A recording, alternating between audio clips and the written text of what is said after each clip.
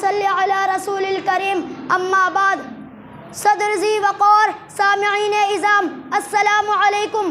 آج میرا موضوع سخن یوم آزادی ہے جرم اگر وطن کے مٹی سے محبت ہے جرم اگر وطن کے مٹی سے محبت یہ جرم سدا میرے حسابوں میں رہے گا. حضرات آج ہم جشن آزادی منا رہے ہیں. ہمارے دل خوشیوں سے لبریز ہے, ہمارے سینے مسرتوں سے معمور, ہماری آنکھیں نشاط سے سرسار اور ہمارے بدن میں آزادی کی لہر ہے, کیونکہ آزادی دنیا کی سب سے بڑی نعمت ہے. کیا آپ کو معلوم ہے کہ ہم کو آزادی کیسے ملی, کن مشکلات کے پہاڑ عبور کیے گئے؟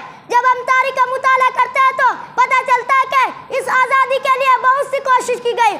اس جہد مسلسل میں سلطان ٹیپو کا خون, شاہ ولی اللہ محدث دہلوی کا جہد مسلسل, محمود الحسن دیوبندی کا جہد مسلسل, مولانا عبدالکلام کا جہد مسلسل, مہاتما گاندھی, ڈاکٹر بھیم راؤ امبیڈکر اور دوسرے لوگوں کا حصہ شامل ہے. ان کا ایسا کرنے کا مقصد آزادی کا حصول تھا. جی وہ آزاد ملک جس میں آج ہم آزاد سانس لے رہے ہیں.